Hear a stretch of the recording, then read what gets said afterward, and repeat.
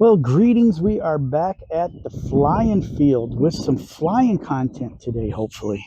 I think the winds are doing okay. I'm just waiting on my cameraman to arrive, so I thought I would record my intro. What have we got here? Something that's, to my knowledge, almost never been seen before. I have built a Flitetest Twin Spitfire. Now, yeah, it looks a little weird, but that's why I like it, because it's weird. What did you do, Philip? What did you do? Well, I've had a number of the Flitetest Spitfire kits in the past. Just the regular one, the OG from years back. And it just flies like it's on train tracks, like it's on rails. Flies amazing. Last spring and summer, I got to thinking about it. I wonder if I could smash two together, make a twin Spitfire.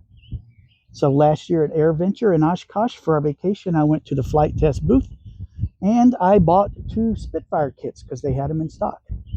I asked them some questions because there was a few things I was unsure of about some of the physics and those things like that. And they did, I won't say they assured me it would work, but they gave me enough confidence to press on. So what I did is this part out, the wings are identical to the regular Spitfire. Then what I did is I took a section of the other wing, because out to about here they don't have a curve on them. As you can see, there's a tiny bit of curve right here. So what I did is I cut that third one and I spliced it in, and I made some homemade spars out of some ply. I had some that happened to be from an old Flitetest plane that got retired. That's secret code for crashed. Anyway, I had the spars that were at the proper angle, so I glued them in so we have some extra support, because it's carrying a little more weight for that wing. Normally the spar is all foam board. So I've got a little reinforcement there. And also back on the elevators, I wanted them to be tied together. And so what I did is I cut them down and I put a tiny little spacer in there to seal the hole. As you can see, it's a little weird looking back there, but they work. The rudders work. Ailerons, you can see everything is working. I have differential thrust on the propellers, so I don't have any torque from them. And I added Snoopy for pilots. I know I only need one pilot, but he's so gosh darn cute. I had to add Snoopy. So what have you done to it that's different? Well, obviously, because it's a twin, there's a few things that are weird. So the wiring, I had to run wires through the wings so I could plug into one and have the ESCs and everything controlled properly on the rudder. What I also did, and I'm not sure if you can see it on here, right across the front of the wing, right here, I have a barbecue skewer. That's not on the wing, that's on the bodies. That's so the fuses don't do this, which could be, bad. And can you imagine flying down because you don't have that, all of a sudden the fuses go, what? That'd be bad. So anyway, I've got a barbecue skewer there, and that kind of holds the rigidity to the airframe. I did program in differential thrust in case I wanted it, because, be stupid sometimes.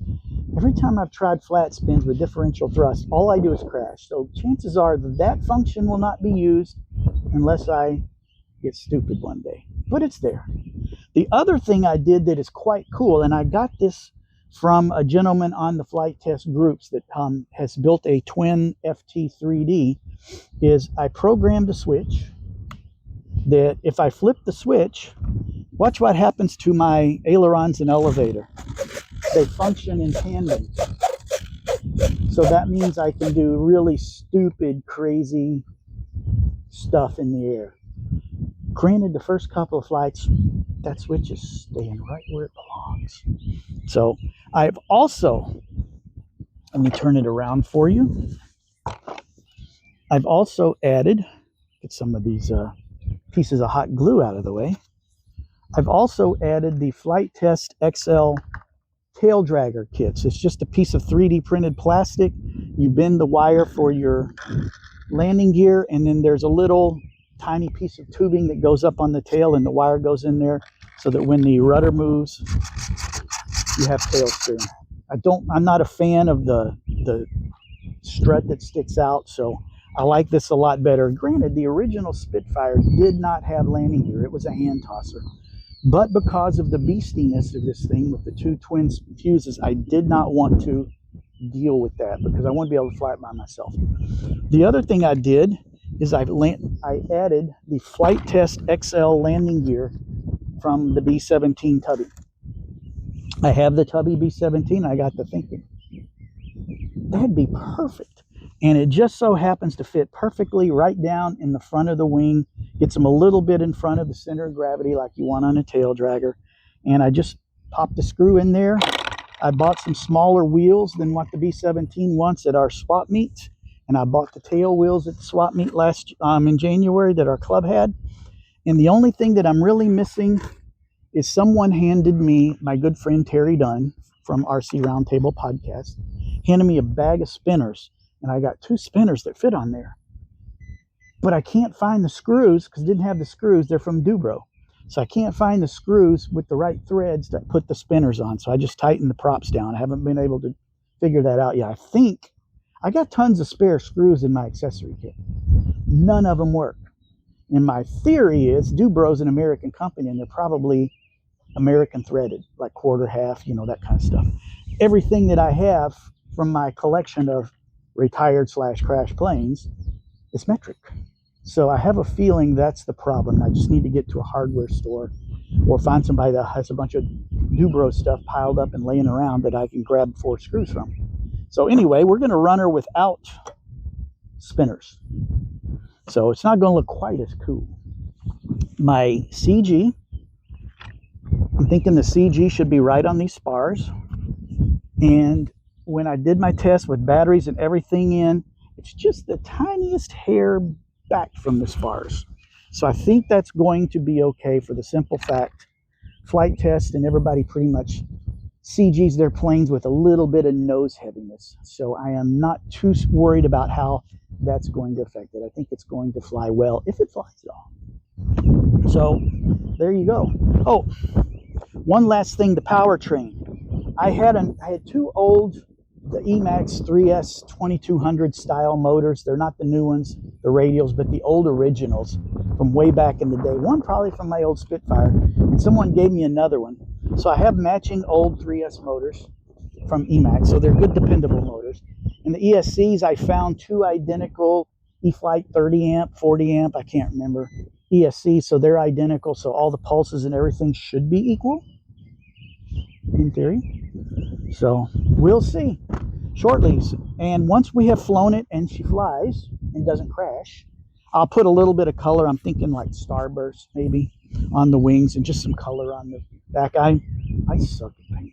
I'm just terrible at it. So I don't really want to paint if I don't have to. Maybe solid color and that's it. So anyway, I may put some starburst. I'll do something with it to pretty it up, but I'm not going to spend a bunch of time prettying this thing up to nose it in and destroy it on the first flight. Just not going to do it. So we will see what happens soon. It's going to be either an epic flight or an epic crash. Either way, you're going to enjoy it.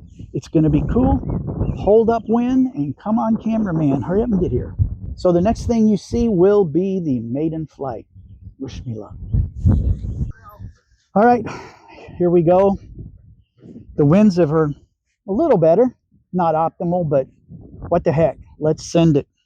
I did do a taxi test earlier and it taxied fine, so we will see what happens. Let's go over here.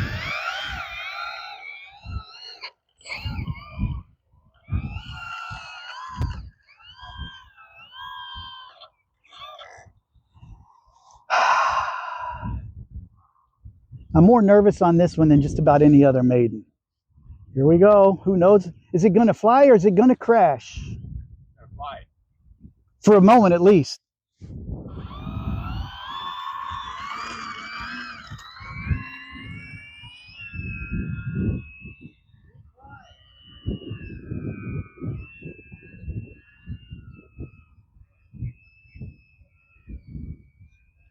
Looks pretty good. It's very mushy.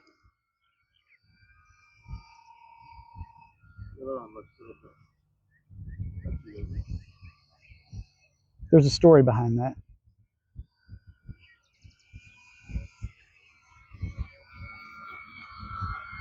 Whoa.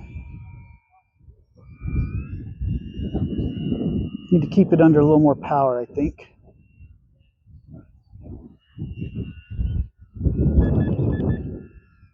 Yeah, I need some right aileron. All right, let's bring it down and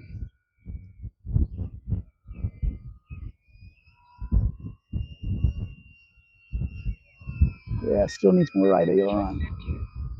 The sky is a little blue. Does it disappear? You're gonna have no frame of reference when you punch in. So if you keep it a little more to the treetops. Okay. I'm not saying a lot lower, just a little bit. Perfect.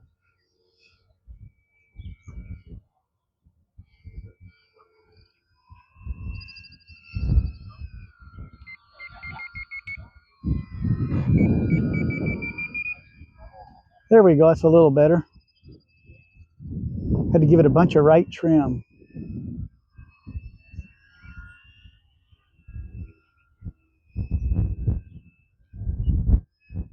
Oh, battery popped out. Variable CG. You're gonna take this landing though? Next round. Better fly gentle. Better not do a loop. Okay, let's see what happens. So there we have it, a variable CG with the battery hanging down. Let's see if it lands.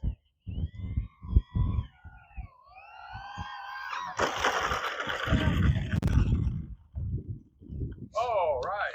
With a battery hanging out. It's still in one piece. I call that a victory.